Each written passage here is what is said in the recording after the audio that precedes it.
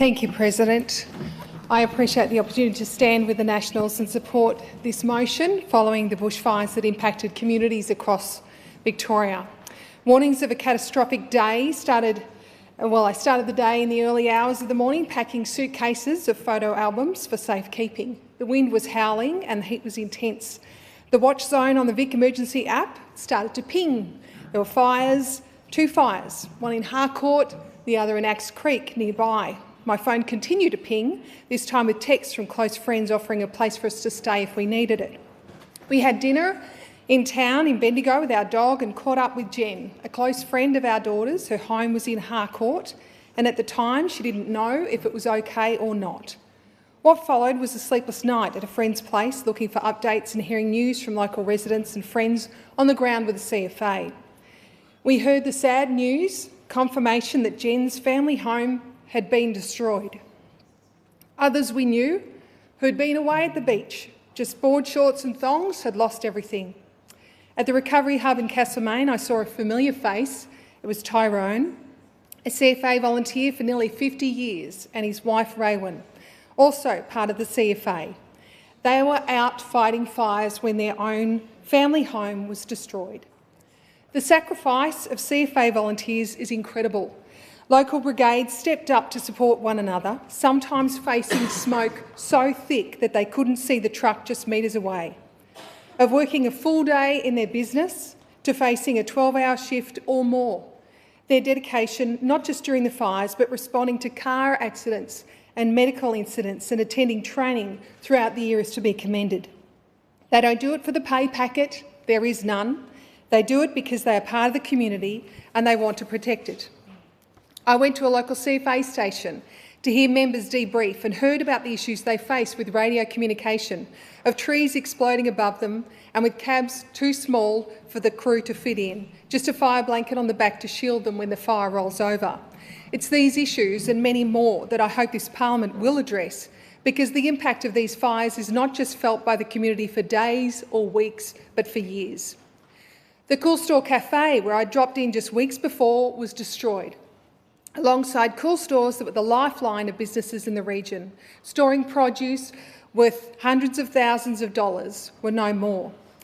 The nightmare continued, speaking with residents without drinking water. Their tanks had melted and were full of holes. Livestock were in desperate need of water and feed.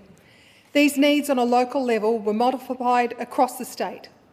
I spoke with Axel, a young man who was out fighting fires in Yark, who spoke of the devastation surrounding Alexandra.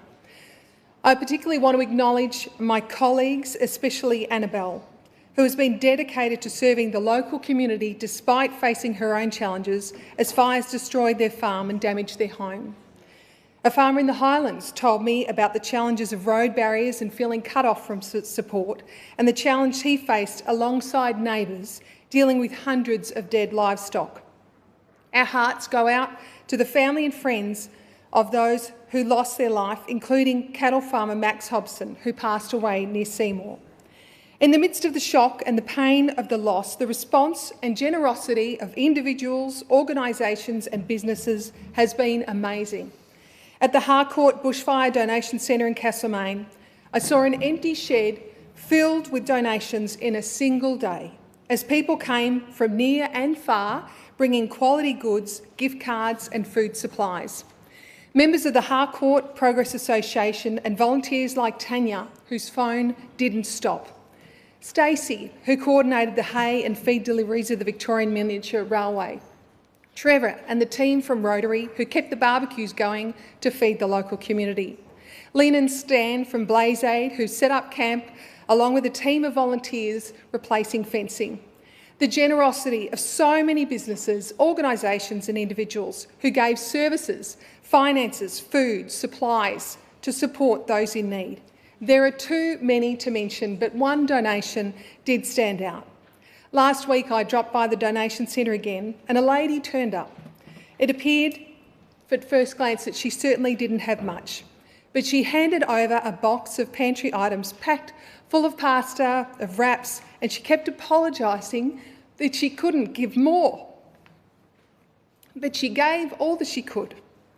It's people like that lady with a big heart that reflect the best of Australia. it's people. Just yesterday, I dropped by a farm that had lost over 150 acres just near Mount Alexander, who are starting the big task of cleaning up trees and replacing fencing. Brad and his wife Nat spoke about their connection with family, with friends and neighbours, of sharing meals together and neighbours that dropped by. It reminded me of Remy, who owned the Cool Store Cafe that was destroyed in Harcourt. I dropped by last year and was so impressed, not just by the great venue, hospitality and quality food, but by his passion for the community of Harcourt. Like so many homes and businesses impacted by the fires right across northern Victoria, the Cool Store Cafe was destroyed. Despite their own personal loss, people like Remy and so many others have continued to serve their local communities.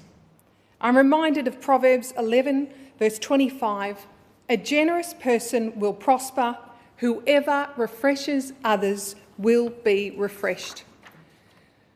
To all those who have given and continue to give whatever you have to support those in need, your time, supplies, finances, skills and services, thank you. Summer is not over and the work continues. For many, the toughest times come after the stories have disappeared from the news headlines. To all those impacted, either directly or indirectly, support is available, so please don't do it alone. Please reach out.